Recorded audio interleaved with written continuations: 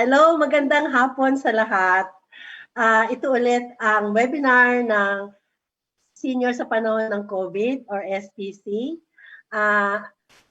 Pasensya na sa hindi natin natuloy na webinar nung isang linggo. Nagkaroon tayo ng technical problem. So I hope ngayong araw magiging successful ang ating pagsama-sama kasi maganda ang line-up natin ngayong hapon. At ang ating tema ay tungkol sa The Long Goodbye. Kung maalaala ninyo, noong isang linggo ay na-commemorate natin ang National Mental Health Week. At ang World Health Organization at ang Department of Health ay nagbigay ng warning sa atin na lumalaki ang problema ng mental health lalo na sa panahon ng pandemya. At nila na ang mga elderly tulad natin at ating mga magulang at ang mga kabataan ang pinaka-apektado sa tumalaking statistics ng mental health issues sa bansa at sa buong mundo. Kinagagalak nating maging panauhin ngayong hapon si Cathy Sanchez Babao, isa sa mga pinapipitagang counselor na nakapagsulat na ng maraming articles at libro tungkol sa usapin ng mental health at iba pang mga usapin tungkol sa buhay-buhay. Si Cathy ay isang awardee ng 10 Outstanding Women dahil sa kanyang serbisyo sa komunidad. Siya ay nagtapos ng kanyang MA, Family Psychology and Education sa Ateneo at isa siyang certified grief coach or grief recovery method. Mamaya tanungin natin si Cathy kung anong ibig sabihin ng pagiging grief coach. At kasama din natin ang ating kasama sa isa sa mga nagbuo ng senior sa panahon ng COVID na si Daisy Leones na may sarili ring mahabang karanasan sa pangangalaga ng ating mga elderly na humaharap sa mga hamon sa usapin ng Alzheimer's at saka iba pang mga issue ng mental health na dinadaanan ng ating mga kasamahan na elderly. Bago tayo pumunta kay Cathy ngayong hapon, magbibigay lang ako ng mga ilang statistics tungkol sa issues ng Alzheimer's at dementia. Noong 2017, may isang article na nilabas si Nick Tayag na kung saan sinabi niya na may 300,000 dementia cases na ang bansa at inaasahan na lalaki ito ng 331,000 by 2020 ngayong taon bale. At by 2050, ang projection ay magiging 1.2 million ang populasyon ng mga dumadanas ng problema ng demensya. Lumalaki ang figures na ito at ito ay magdadala ng napakabigat na pressure sa ating mga pamilya, sa ating healthcare system at mga care providers. Kaya isa siyang malaking issue. Sabi din ng studies na ginawa, 50 to 60% ng ating mga elderly na nagsasuffer sa dementia ay most likely magpo-progress into Alzheimer's disease. So I think napakahalaga and I hope you understand, we all understand and appreciate why it is important to start talking about this. Sooner or later, kung hindi man dinadaanan ito ng ating mga magulang ngayon o kamag-anak, maaaring makidin ang posibilidad na tayo din ay dadaan sa ganitong hamon habang tayo ay dumadako sa ating aging process. So, ang title ng ating webinar ngayong hapon ay The Long Goodbye na kinalaw natin sa isang article ng ating panauhin na si Cathy. So siguro bubuksan natin ang ating kwentuhan ngayong hapon by asking Cathy, so Cathy, why the long goodbye in your article? Ano ang saan mo, ano ang tinutukoy mo dito nung binanggit mo ito sa iyong article? Ano ba ito? Hi Edna, hi Daisy, good afternoon. Yung long goodbye is, it's a term that, di ba, usually pagka meron tayong loved one who um, has dementia or specifically Alzheimer's, because Alzheimer's is a type of dementia, di ba? It's really a very long process. Usually yung Alzheimer's lasts anywhere from 7 to 10 years, di ba? And then little by little, as you go through the different stages of Alzheimer's, parang it's a very long goodbye, literally a very long goodbye, because the person begins to fade away from you little by little, diba? And yet it's not a final goodbye because, they're still there, but they're not all there, I guess. It's a good way of describing it. Yeah. May difference. So can you speak a little bit about the difference between Alzheimer and dementia? Kasi ako personally, I tend to translate to na parang isa lang yon. So how do you distinguish ba? Yeah. Siguro I'll show let me just show. Can I show one of my yes, please. Hang on there. Okay.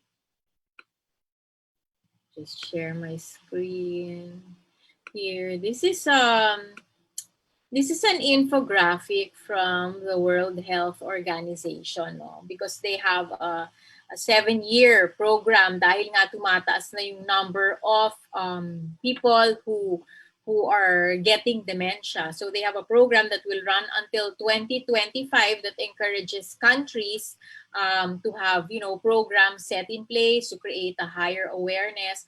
So basically, it says here, what are the symptoms of dementia? So difficulties with everyday tasks, confusion in familiar environments, difficulty with words and numbers, memory loss, changes in mood and behavior. Usually, ito yung unang-una, yung changes in mood and behavior, no? So who is affected? Nearly 10 million new cases every year. 1 every 3 seconds. So that's quite a number when you think about it globally, no? Right now, 50 million people worldwide have dementia, but that is set to triple by the year 2050. Okay? At saka this is important for the Philippines because majority of people who will develop dementia will be in low and middle income countries. Okay. What are the causes? Conditions that affect the brain, such as Alzheimer's disease, stroke, or head injury. No? Families and friends provide most of the care. Carers experience physical, emotional, and financial stress. So basically, Alzheimer's is a type of dementia. Kasi there are four types of dementia, and Alzheimer's is one of them. No. Maybe we'll talk about mamaya na lang itong global action plan, no, for dementia that is supposed to be completed by 2025. We can share that later. Yeah. So are you saying that Alzheimer is a form of dementia? Is a form of dementia? Is that the worst type? No, we really can't say worse kasi like there's Lewy body dementia, which is what Robin Williams had. Iba rin yung symptoms and manifestations. No, there is dementia due to stroke. I'm just forgetting right now what it's called, no? Temporofrontal dementia yata or something frontal dementia. And then there's a fourth type. I can't remember what the fourth type is. So each one will have, manifestations of its own. So if you Google types of dementia, lalabas yun, the four types. Okay. So basically, Alzheimer's is a form of dementia. Okay. It's a type. It's a type of dementia. Yeah. And are they all yung 'di ba oftentimes sinasabi natin nagiging ulyanin na? Yes, so, yes. Is that a pejorative term to be used or is that factual? The greatest risk factor, they always say, what is the greatest risk factor for dementia is age, no? as you age. But not everybody, which is the myth that needs to be corrected, not everybody will have dementia. There is also normal memory loss due to the aging process. No? So not all forms of memory loss result in dementia. Kasi people will say, talaga naman doon na tayo papunta, lahat naman talaga magaganyan. No, that's not correct. I mean, there are like, I've met people who are in their mid 90s or in their late 90s, and they're still so super sharp. As in, sharp pa talaga sila. They're still involved in their family businesses and all that.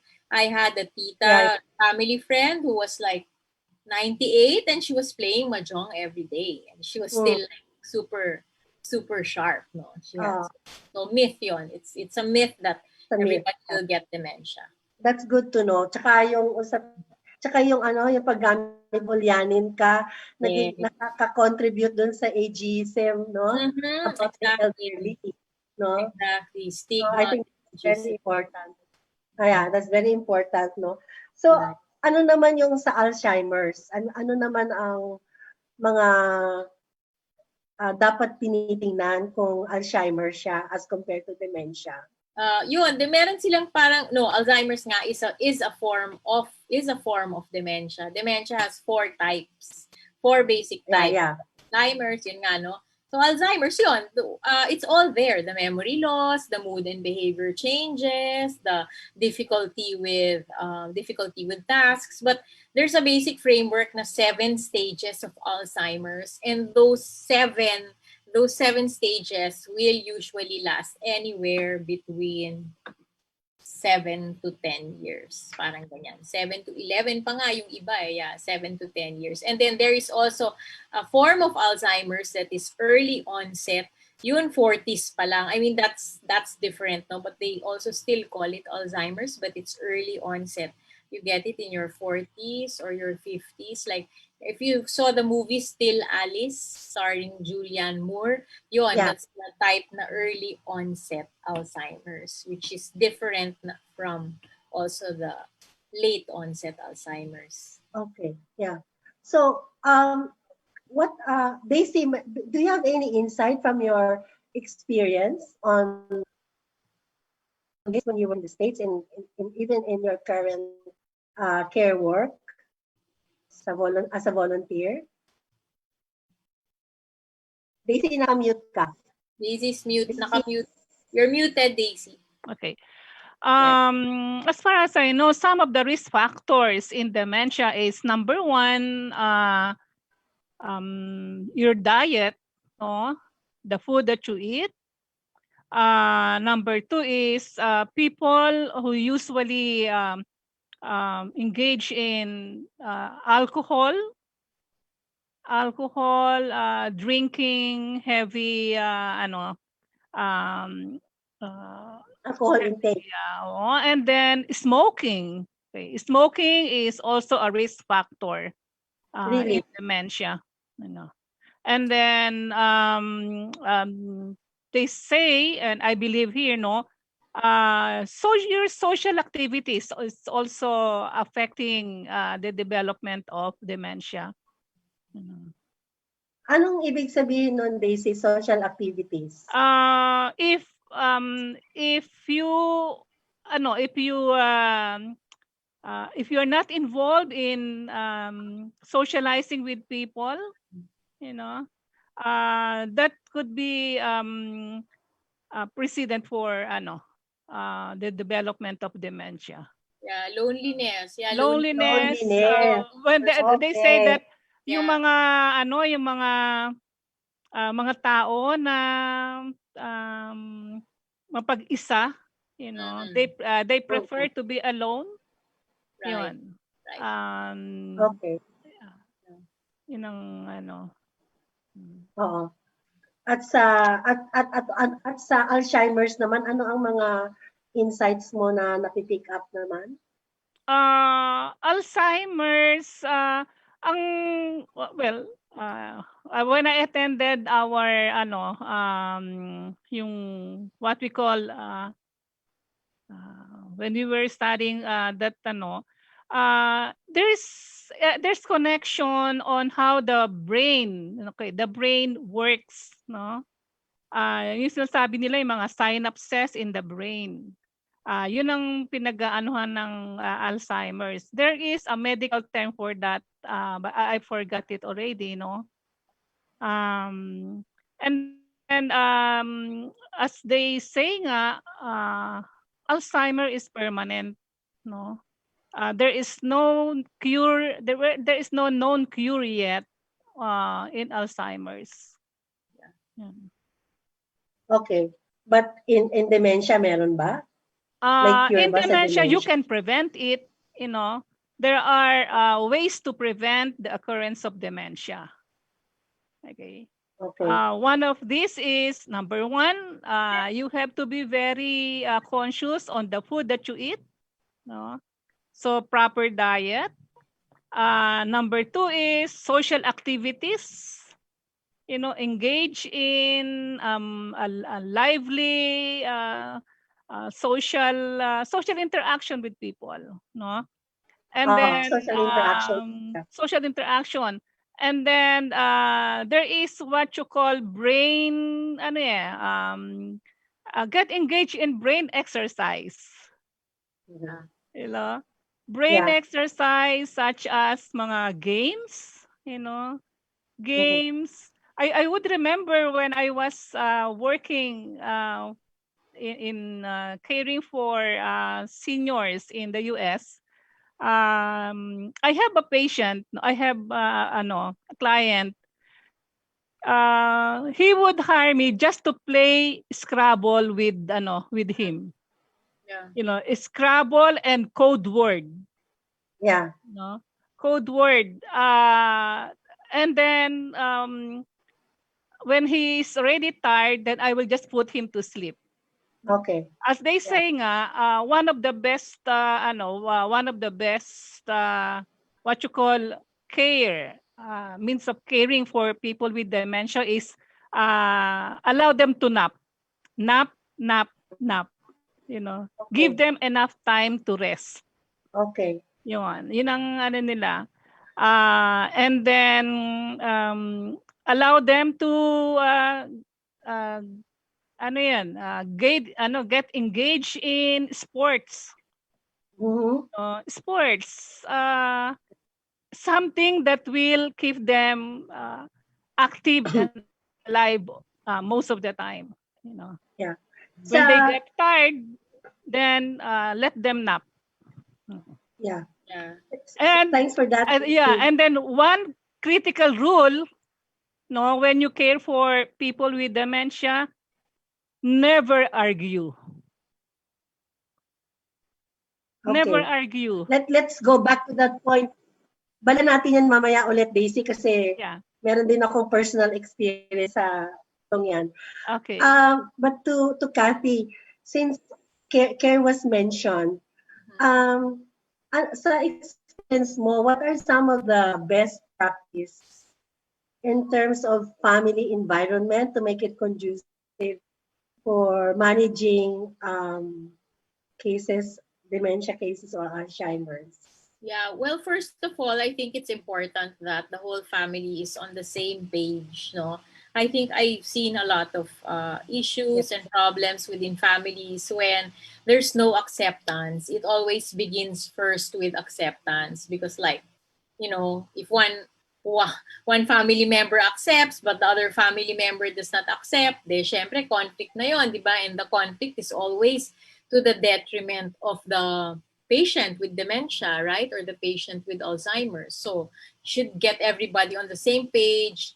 And number one, there should be acceptance. And of course, the type of care, what type of, at what level do you catch the dementia or the Alzheimer's, right? Kung okay na okay pa naman, di ba? Then, you can, like, I guess, interact the way that you still do. But, as you see the family member decline, then maybe there's a need for one-on-one caregiving, di ba? Na staff, and it's always very important though to have the caregiver on board early on para kilala na siya nung patient with Yeah. dementia siya, hindi siya maninibago, di ba? Yes. Oh, who's this person? What? And then the patient ends up fighting with the caregiver. So that's an important thing. Number 2 is there should be structure and regularity in the day for the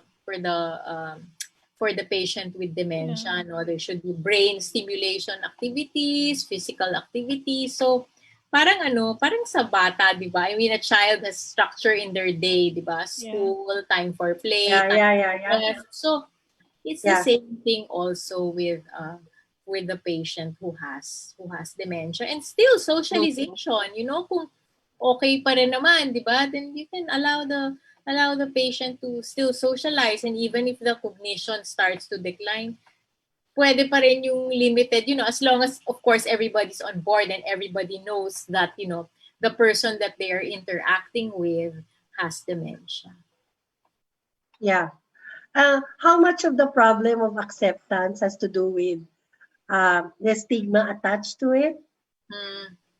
Yeah, there's stigma. There's also, you know, individual personalities, diba? Like if you have like a family of 5, diba, maybe not all the siblings will agree because they don't really understand it, no? So acceptance is actually an individual, you know, it's based on the individual. Some people come to an acceptance much later. Some accept it right away, di ba? So personality talaga yon eh. But there'll really have to come a time na, sadly, mas maganda kung maaga pa lang may acceptance na, so you can prepare and pave the way, di ba, for what the patient, what the family member will be needing. Hindi yung mag-a-accept ka, medyo stage 5 na yung pasyente, di ba? So you wasted a lot of time, because if you don't agree, then that will compromise or sacrifice the medical care and attention that the patient can receive, di ba? Hindi mo susundin yung sinasabi ng doktor. So therefore that becomes a problem. Creates conflict in the home and in the family. Yeah. Daisy, doon naman sa karanasan mo, kasi I know that you're a volunteer in some of the organizations here, no? Yung mga nasa laylayan. Ano ang napapansin mo na problema ng mga seniors na nasa laylayan na maaring dumadanas sa ganitong mga mental health issues, and what you think can we do about that? Community intervention and intervention by the government. May napapansin ka bang trends in terms of how these are being addressed? Okay. Ang isa sa malaking suliranin na nakita ko, no, yung mga seniors, yung mga matatanda na nakakalat sa kalsada, no, sa mga ilalim ng tulay, sa ilalim ng MRT, na tanungin mo kung saan sila nakatira, hindi nila masasabi. Tanungin mo kung anong pangalan nila. Nakatingin na lang sila na, parang nakatingin na lang sila ng kawalan sa iyo. You know? So, sa isang banda, parang hindi sila makakonect sa iyo, hindi sila makakonect sa mga nakapaligid sa kanila, no?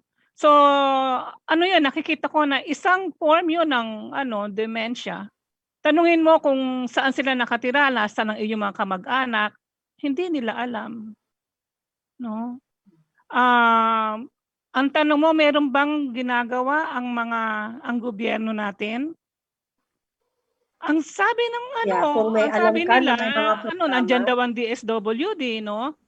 Pero kung nandiyan sila, bakit sila napapabayaan na nakatiwangwang pa rin doon sa kalsada? It's true. You know? That's true. Nung minsan nga doon sa bandang Tayuman, nakita namin, sabi ko, Father, merong isang matanda doon sa kanto, no? Tapos ang dumi-dumi niya. So sabi niya, puntahan mo at dalhin mo dito. So dinala namin sa Kalinga, napaliguan, kumain, in-interview ko siya. tanong mo kung ano pangalan niya, hindi niya alam. No? So kung yan ba ay natutugunan ng ating pamahalaan, hindi mo sila makikita sa kalsada. At saka ang tanong siguro dito, parang meron tayong dalawang cases na yung mga pamilya na may kakayanan mag-provide para sa kanilang elderly na nagsasuffer sa ganitong problema, may kakayanan silang mag-provide at yung mga walang kakayanan. Ang nakakaabala dito ay yung mga walang kakayanan at nawawala na lang talaga sila unti-unti at yung ikikita natin sa kalye. Kaya marami tayong nakikita mga missing persons na mga senior na gumagala sila kasi bahagi na yon ng kanilang problema no? Na hindi sila, lalabas sila ng bahay, hindi na nila alam paano bumalik sa kanilang bahay. Kaya nagiging missing person sila. No? Ang problema, ang tanong dito, gaano ka, siguro susundan natin to sa mga susunod nating webinar, paghahanda na ginagawa ng mga government agencies sa mga frontline workers nila para makapag-detect at para makapag-provide ng immediate response kung may na ganitong mga kasong dumarating sa kanila. So, saka anong klaseng facility meron, di ba? I mean, what kind of facilities does the government have for the elderly, di ba? Because nakakabalita ko ng mga horror stories, no? Parang kawawa rin talaga. Ang care homes natin, ilan lang yung binigay na ilan lang, wala po yatang 10 all over the Philippines ang care homes na government run, no? Sa ngayon. So, yun ang isang malungkot na kwento dito. So, balik lang ako dun sa best practice. So, ano yung typical na intervention na pwedeng gawin sa loob ng pamilya kung may kaso tayo ng dementia at saka Alzheimer's? Well, yun nga, I think first of all, dapat may family meeting, di ba? I mean, if there's a formal diagnosis, well, if you suspect, di ba, that merong something is off, di ba, with your parent or with your family member and medyo may kaalaman ka, di ba, parang ang tingin mo, baka kaya meron na siyang dementia, the first is really to get a formal medical diagnosis. Ngayon, kung ano man yung diagnosis na yon, kung duda pa kayo, di get a second opinion, di ba? But if, 2 doctors already concur that it is dementia or if it is specifically Alzheimer's, then maganda sana kung matanggap ng lahat, di ba? So therefore, meron kayong game plan. Okay, so paano to? Yeah. Ngayon, lagi ang question is, dapat bang sabihin sa taong may dementia na may dementia siya, di ba? Yes. So again, it depends on the point of diagnosis, di ba? Kung meron pa naman siya, usually naman nadadiagnose yan, meron pang cognition talaga di ba? Kasi siya mismo parang nahahalata niya, di ba? Na parang masyado yata ako nagiging malilimot. And like in the book, di ba? Like yun sa Still Alice. So kung, again, case-to-case basis, personality basis, kung kaya ba niyang tanggapin, di ba? Kaya ba niyang tanggapin na meron siyang dementia? Kasi, o meron siyang Alzheimer's. Kasi I know of certain families na natanggap nung family member na I have this. So therefore, habang I still have my faculties, ayusin na natin, di ba? Ang dapat ayusin. Diyan naman nagkakagulo pagka hindi naaayos yung dapat maayos. Then, yun na, away-away na, kung ano-ano na. Yun ang ano. Again, communication always is key. And so there's that communication, family acceptance, communication. Ano yung appropriate na medical intervention? Kanino pupunta? Neurologist ba? Or there are several medical practitioners who can treat, no? Like based on our own experience, we went to see several neurologists. We went to see a geriatrician, di ba, who is a doctor specialized in the care of the senior population. And then psychiatrists, geriatric psychiatrists can also, prescribe. Pero para sa akin, ang the best would be a geriatrician kasi meron siyang overall na pananaw, di ba? Or kumbaga siya yung nandun sa head nung team, di ba? So kung kunyari there are heart issues that come up or there are existing heart issues, then you can still maintain that the person's cardiologist, di ba? Kung meron naman siyang, I don't know, diabetes, ganon, kung pwedeng kayang i-manage yung or pwede pa rin i-maintain yung endocrinologist, ganon. So parang meron ka lang, your geriatrician is like your commander-in-chief, parang ganon. So first point of contact, geriatrician. Pwede rin ang pwede rin ang neurologist. You can also go to a neurologist. They're also trained naman to spot because there are tests that you can give, simple tests that I think most if not all neurologists who specialize in that know. They can do the test within the clinic. But there are centers here, like ang St. Luke's Global in Quezon City has a very good memory center. But I think the other big tertiary hospitals, lahat sila rin merong ganon, is you get the test in the memory center kasi it's a battery of tests that will measure whether you just, you have dementia and whether you have Alzheimer's and what level na depending sa score. May scoring kasi yun. So, that is very helpful. Meron tinatawag tayo na meron tayong tinatawag na yung interdisciplinary team in the response to dementia.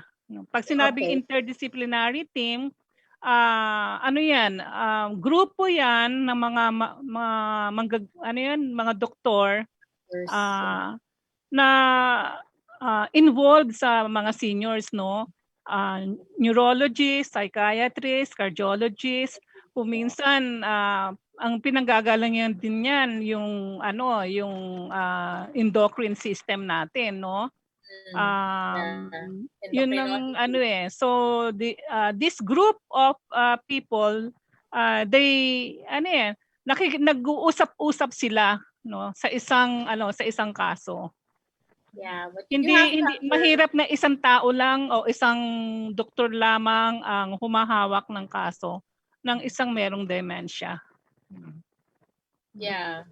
So i-maintain mo pa rin yung ibang subspecialties. Yeah, of course. Yeah, like your generalist will be your geriatrician, but you still have your, kunyari may cardiac issues ka. So syempre dapat pupunta ka pa rin sa cardiologist mo. Tapos sila na lang ang mag-uusap, ganyan, or if they need, they'll send each other notes, ganon, my patient is on this medication, ganito, ganyan.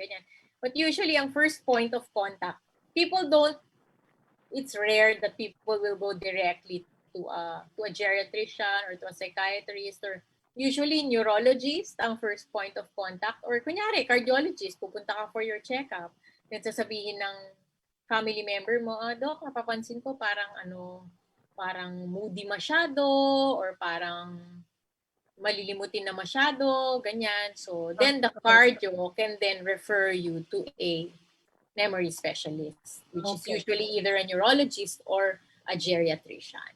Tapos sila na ang mag-a-assess. Cathy, ano ba in your experience, no, sa family, ano ba mga physical manifestation ng dementia? Meron kasi isa sa atin sa senior city, no, nagtatanong ano ba ang mga physical manifestations of dementia? Usually mood changes. Mood changes, It's either may anxiety or depression, which of course in some cases can just be anxiety or can just be depression, di ba? But usually yun ang parang first hallmark. Bakit nagde-depression? Di ba? What's causing the depression? Sometimes it takes a while before the memory lapses. Tsaka usually hindi sila magpapahalata eh. Hindi sila magpapahalata na nakakalimot na ganyan until it, becomes obvious already na you miss appointments, you misplace things, finances is usually a telltale, your checks, di ba? hindi mo na fund or parang mali yung basta hindi mo na medyo kaya mag-balance, nahihirapan ka na sa accounting. Yun, those are signs of dementia. But usually mood. I know in a lot of cases, mood. Yung Mood masyadong swing. masungit, mainit ang ulo, parang sabi mo, masungit naman talaga, hindi extraordinary yung sungit. Yung parang madaling yung parang konting lang, or yan, may mood swings. That's true, may mood swings. Yung temper, hindi naman ganun dati, di ba? Or ganun, nagkaka-depression, parang walang gana, mga dating gawain. Or they just like to keep to themselves at home. They don't like to socialize. Yun, that needs to be investigated. Yeah. Binanggit ni Daisy kanina, don't argue with them. Yes, that's true. So if you don't argue with them, how do you handle a seemingly conflict situation with someone with dementia? How do you manage that then? Yeah, again, it depends on the stage, di ba? Kasi tama yung sinabi ni Daisy, don't argue with them because you have to enter their reality. Lalo na pagka later stages na they'll say, hahanapin nila yung, let's say, kapatid nila, parang 10 years nang patay yung kapatid nila, di ba? So the question is, do you keep saying, patay na si ganyan, patay na si ganyan? Or do you enter their reality and just say, nagpunta lang sa somewhere, ganyan. O magkwento ka nga, ano bang naaalala mo tungkol dun sa kapatid mo, ganyan. So you should use it as an opportunity to parang get to know your loved one with dementia better. Ganyan. Kasi usually yung long-term memory nila is still very good. It's just the short-term that's like shot, diba? But usually the long-term is pretty much intact. Now, if they already start losing even the long-term, that's already like, I think, stage 6. Parang ganyan. Oo. Napati yung so long-term. Sa pamilya, bali sa pamilya, Cathy, hindi lang usapin ng acceptance, kundi sila mismo maging equipped din sila on how to manage. Yeah, that's true. That's true. Situation, pag sumpong, may mood, kailangan equipped sila. Saan sila makakakuha ng ganitong klaseng advice? On how actually, madami. Kahit sa YouTube. Kasi most of the time, parang naalata ko, they're on their own. Right. Well, ang YouTube, meron kayong internet, you can go to YouTube and Google dementia care. Ang dami. There's so many videos there na mga experts wala dito sa Philippines. Usually mga experts from the US who tell you kung ano yung pwede mong gawin, kung ano yung response na dapat mong ibigay, kung ano yung mga activities na pwede nyong gawin. Like let's say for example, yung sundowning, yung tinatawag nilang sundowning.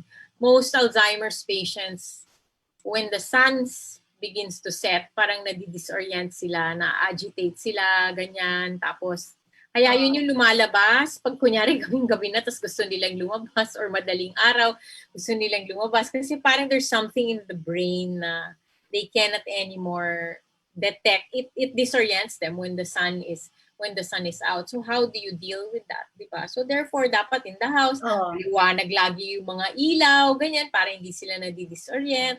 You have to know whether do they like music or ayaw nila yung masyadong maingay. So you have to observe also what agitates them or what keeps them peaceful. Yeah, because like yung sleep, nadi-disrupt talaga yung sleep nila. So that's why it's important to have a doctor on board because i-medicate mo ba para maayos ang tulog or para makatulog? So you have to like talk close coordination with your physician kasi hindi naman pwede dilat sila, di ba? Buong gabi, ganyan. Paano na yung caregiver? So dapat nga, if you can afford it, dalawa yung caregiver mo, may pang daytime ka, tapos meron kang pang gabi rin. Shifting sila.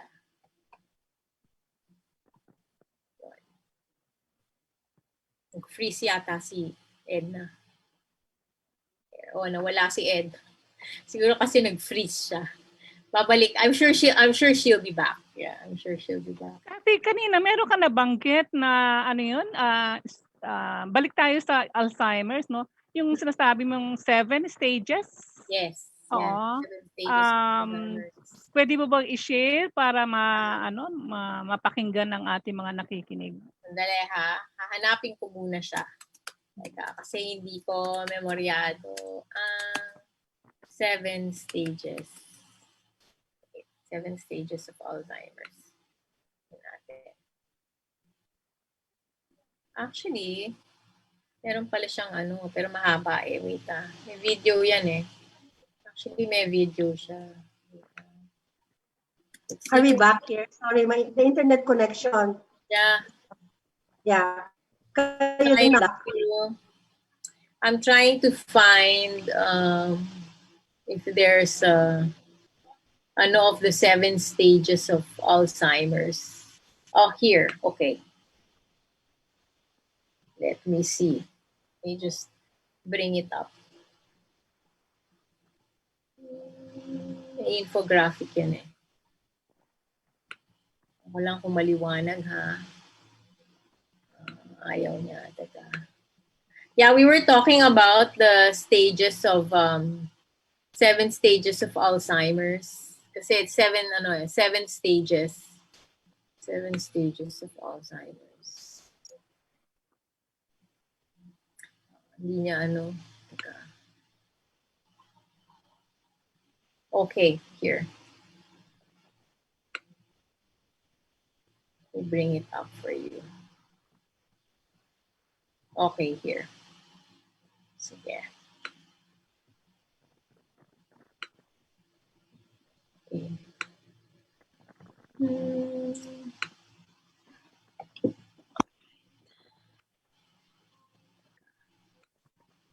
Okay. Dami kong tabs na bukas. Here you go.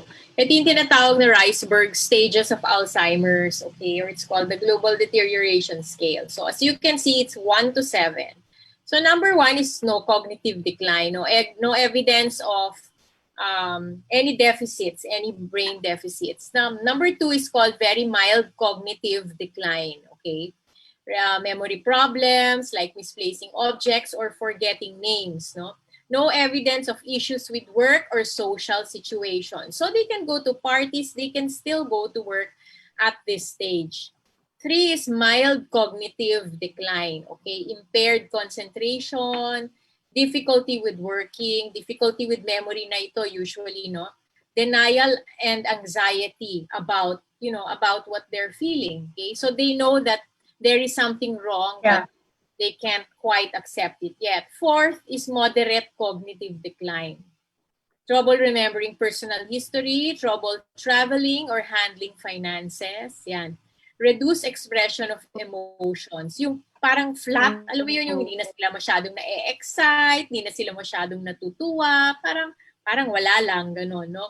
Withdrawal from situations that are challenging. 5 is moderately severe cognitive decline. So assistance needed. Pati short-term memory is compromised. Lack of orientation. Nasaan ba ako? Kaninong bahay ba ito? Anong oras na ba? Pero at this stage, they still know Monday, Tuesday, Wednesday, Thursday. They know the months, no? May need assistance with choosing what to wear. 6 is severe cognitive decline. Yan.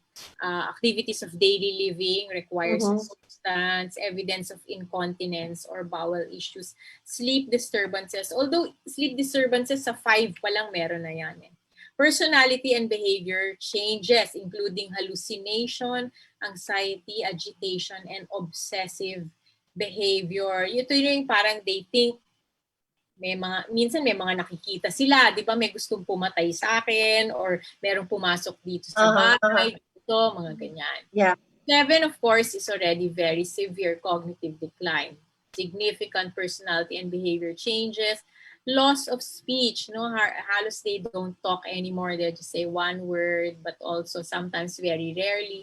Difficulty moving, eating, and swallowing. Unable to do daily activities without assistance. So on average, some of these starting with 3, ito minsan 2 years, 2 years, meron na 2 years. So yan, kaya on average from 3 to 7 is about, depende, no? Kasi depende din sa physical composition ng tao eh. Kung very siya, physically strong, and so it might take like even up to 10 years from 3 to 7. Yeah. Pero Cathy, klaruhin ko lang, Yes. hindi namamatay ang tao because of Alzheimer's, right? Now, sabi ng Hindi siya doctor, fatal. yeah, people no longer die from Alzheimer's because we have a lot of good medicines na nga, and then care and all that. People die with, alam mo yun, they die with the Alzheimer's, not from the Alzheimer's. Yeah. So, ang usually ang cause ng death nila would be something else, organ failure, ganun ba yun? Right, heart failure, pneumonia, or minsan yung mga aksidente, di ba? Like the mother of a very good friend of mine, she like fell, not just once, but twice, no? She was already, I think, I would say stage 5 or 6. She survived that. Ganyan, di ba? Kinamatay niya, pneumonia. She passed away from pneumonia. It was very fast. Yeah, she was in stage 6 when that happened. Yeah. But in a way, when you think about it, it's also a blessing. Ako, now that I understand Alzheimer's better, it's so hard to reach stage 7. I mean, di ba? If you look at it, hirap na nung stage 7. Para bang okay na yung hanggang 6, di ba? Tapos, pwede ba kunin mo na ako, Lord, di ba? Huwag mo na akong paabutin ng stage 7. Yun, yeah. So, there. Definitely stuff. Kaya siguro tinatawag na long goodbye? Yes, because you go through different stages, right? With each stage, with each stage that you go through, there is something that you say goodbye to, right? So you say goodbye to the person's long-term memory. You say goodbye to the person's short-term memory. You say goodbye to the person's, hindi na niya kaya magbihis mag-isa, di ba? So that's parang there's so many things that you need to say goodbye to, and it's not just in one go. You have to go through many years, di ba? So that's why it's appropriate na to call it the long goodbye.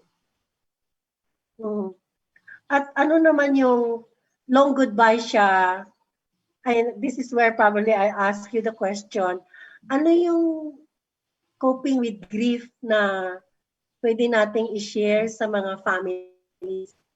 Yeah, that's true. When you have someone in your family who has dementia or Alzheimer's, parang ambiguous loss. We call it ambiguous loss. Because the person is still there, di ba? Physically, the person is still living with you, di ba? Mas nakakausap mo pa, but the person is not all there anymore. In many cases, di ba? You're already grieving all these things that you cannot do together. Hindi mo na siya makausap ng, di ba, ng dire-diretso ng maayos. There are things that you can no longer share together. Then you get to a point, hindi ka kilala, di ba? I mean, hindi na niya alam na asawa ka niya or anak ka, or this is your child or what. So that's something that you grieve also. So it's an ambiguous loss. So what happens here is usually parang anticipatory grief.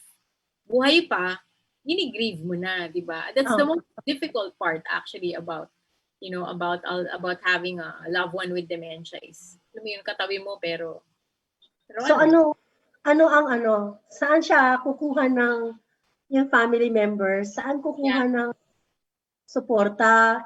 Yeah, well, first of all, you have to take care of yourself, lalo if you're the caregiver, because it's really very taxing emotionally, physically, mentally, di ba? Mauubos ka talaga kung hindi mo aalagaan yung sarili mo. Pangalawa, and I heard this from one of the sites that I visited. Don't focus on what your loved one can no longer do, but focus on what can still be done. So ano yung magagawa? What can still be done? What your loved one can still, di ba? What your loved one can still do. Kung kaya pa naman yung mag-crafts together, mag-crafts together kayo, di ba? Kung kaya pa naman yung nanonood ng sine or nanonood ng TV, di ba? And you can sit for long periods of time, then do that.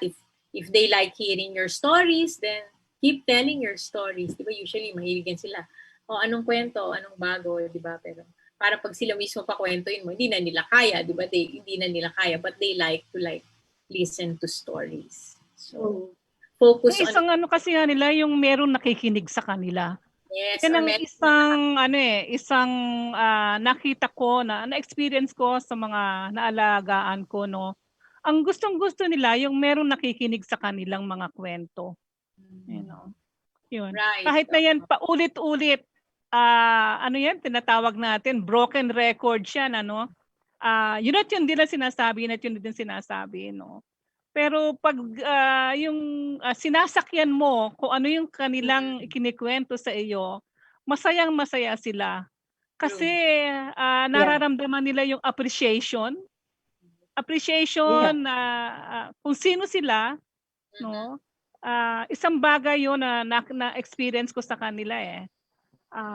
Basta just be there. Kaya nga ito yung tinatawag namin na yung Ministry of Presence. No, Ministry of Presence ano yun is? Sa mga may dementia. No. Just be with Ano them. siya?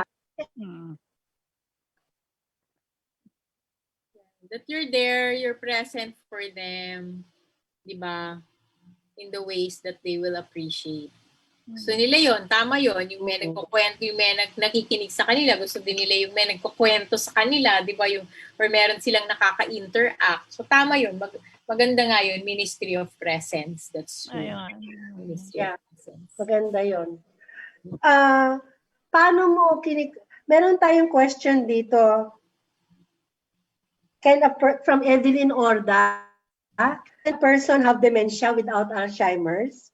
Meaning the other signs are there, yes, but not extreme memory loss.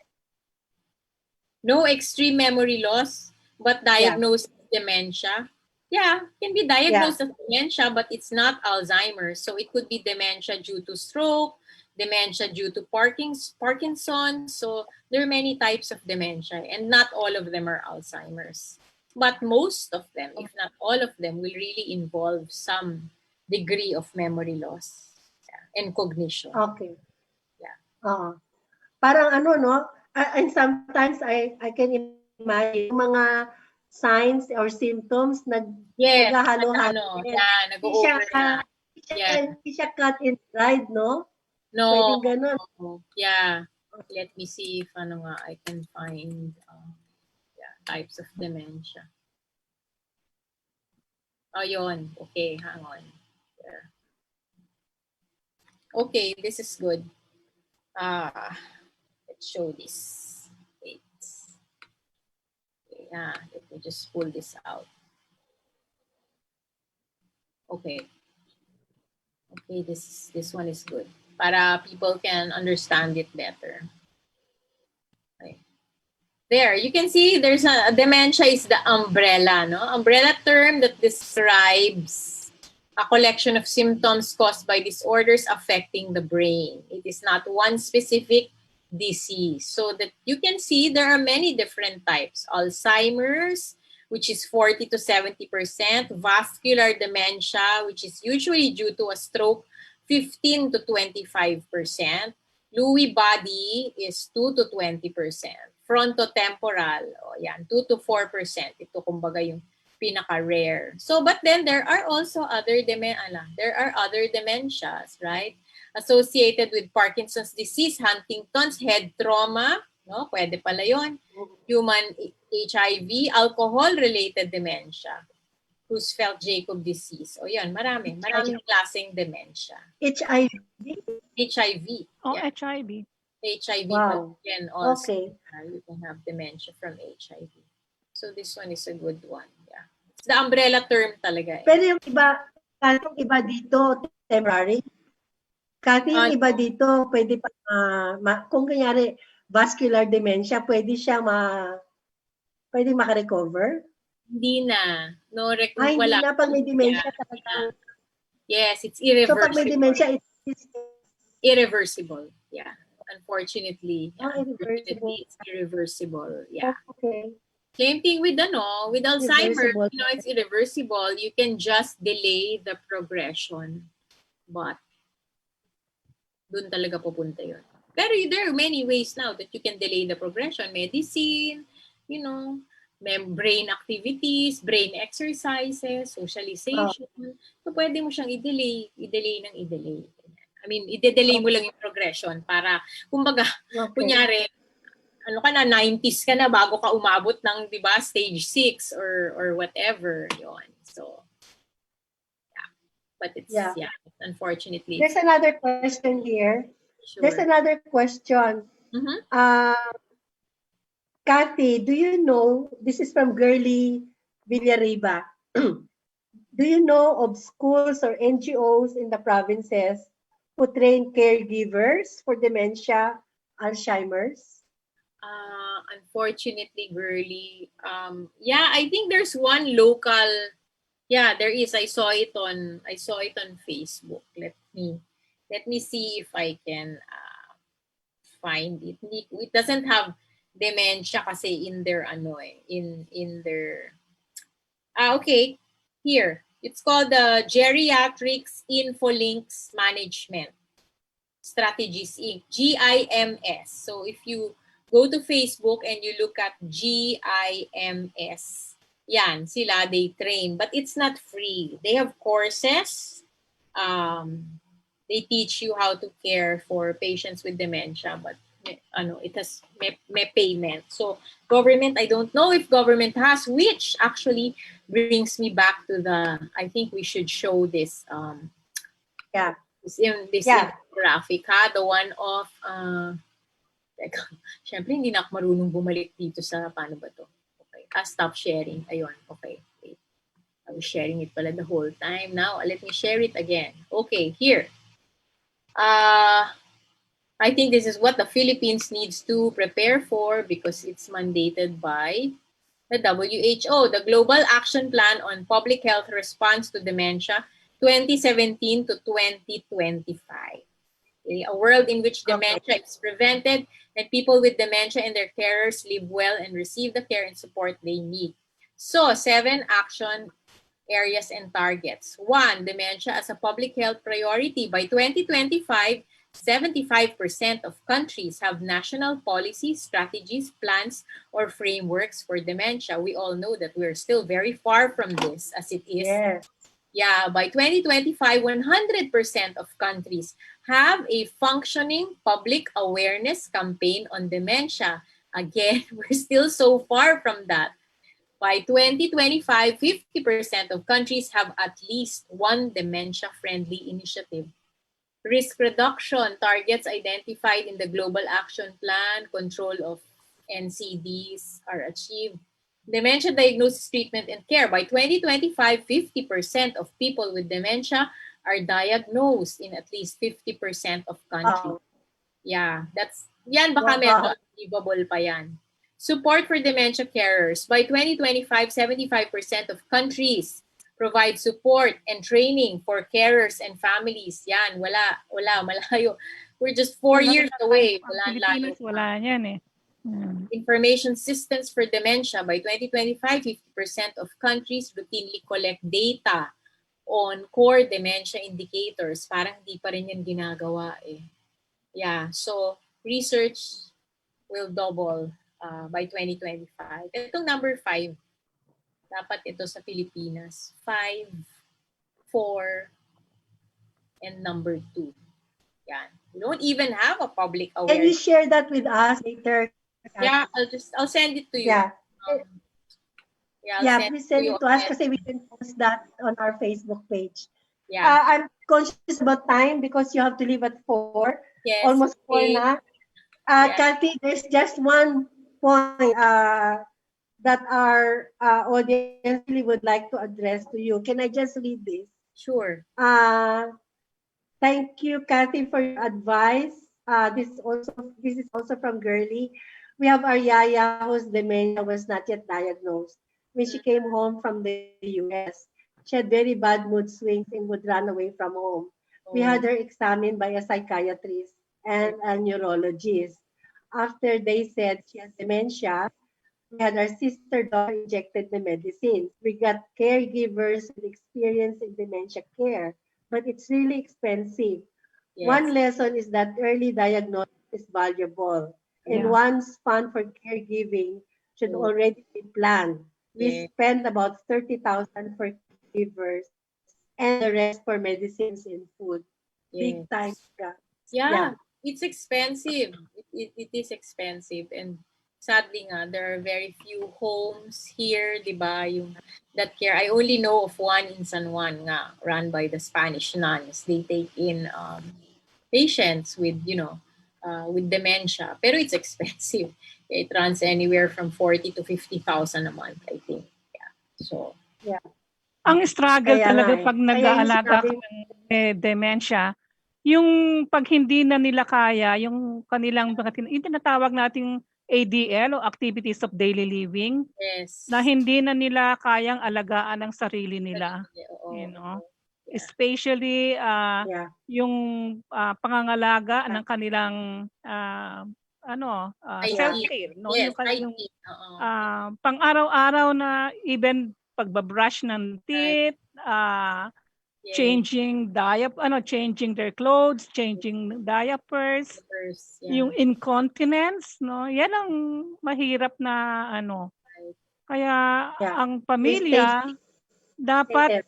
paghandaan yung panahon na darating yan. Correct, no? correct, At correct. maganda rin siguro na mag-usap ang buong pamilya na mahirap kasi na isa lamang ang kakarga niyan, ano. Yeah, totoo. Kinakailangan Isang siguro yung miyembro lang. tinatawag na rotation Yes. basis. Mm-hmm.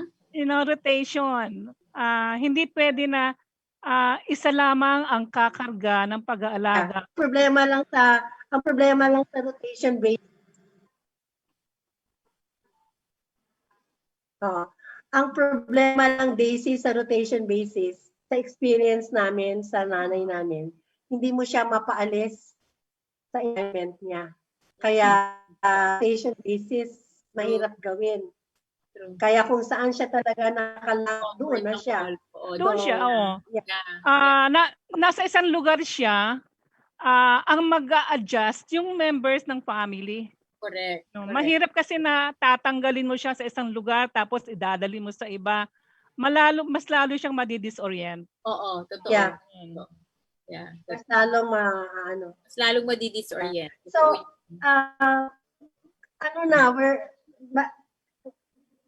lalong So, meron kang resources dapat na gustong ipakita mamaya.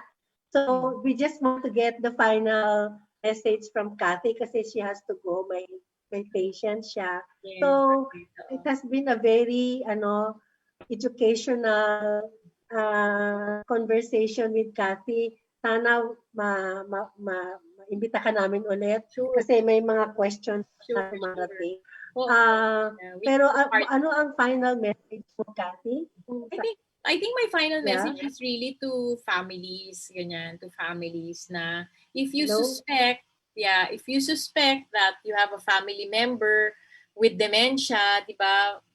Early diagnosis is really very important. It will help not just the patient but the whole family, and sana acceptance talaga, that everybody is on the same page, 'di ba? Kahit matanggap niyo lang na okay, our parent has dementia, so how are we going to go about it, 'di ba? So pwede na kayong gumawa ng strategy, pwede na kayong gumawa ng battle plan, o ikaw in charge ka sa ganito, ikaw in charge ka sa ganyan, share. Everybody has to, like Daisy said nga, everybody needs to share in the care, 'di ba? It's not just one child, it's not just one person. So cooperation for the benefit of the patient. And I think another important thing I want to say is, if you know that you have, because it can be hereditary, if you know that you have dementia, Alzheimer's in your family, then it's important to talk about it, while you're still young, and tell your children already what you want. In case someday I will have dementia, Alzheimer's, okay, this is what I want for you to do, diba? Or this is what we should be doing by this point in time. So don't be afraid to talk about it. The earlier you talk about hanggang kaya pa. Oo. Yeah. To avoid problem Yeah. that can come up Hanggang later. tayo. Yeah. Right. So there. So thank you that you put this together. I think this is a really good thing. I can imagine, Cathy. Yeah, there's a lot of interest, and we're going to show your slides also in our Facebook page. Yes. And Sorry, just to plug in November, and I'll let you know when the dates are firm. In November, I'm going to facilitate a 3-part series on dementia, for another Wow. for another company. I'll share that with you so that you may want to, like, it's free. I Yes, believe please. it's free. Yeah, it's free. So I'll share the details with you. But that's in November. I think first 3 Thursdays of November, if I'm not mistaken. Yeah, first 3 Thursdays of November. Yes. Yes, I yeah. think there's going to be a lot of interest on this. It's our first time to really tackle this, Yes. you know, Yeah. head Well, head. that's good. We're already helping the WHO with dementia Exactly. awareness and friendliness, correct, diba? So Yeah. And yeah. kasama namin sa agenda, we're scheduled to have a dialogue with the newly appointed chair of the National Commission on Oh, okay, Yes. perfect. You can tell. Kasama namin. Yeah, you can tell the new commissioner that this is something that we should work on. Yes, mental health talaga. 2025. Yeah. Yeah, Okay. Great. definitely. Thank you very much. So Thank you, Cathy. thank you. For We'll see coming. you again. Keep doing good. Thanks, Edna. Bye, and Daisy. God bless. Thank Bye. you. See you. God Bye. bless. Bye-bye. So Daisy,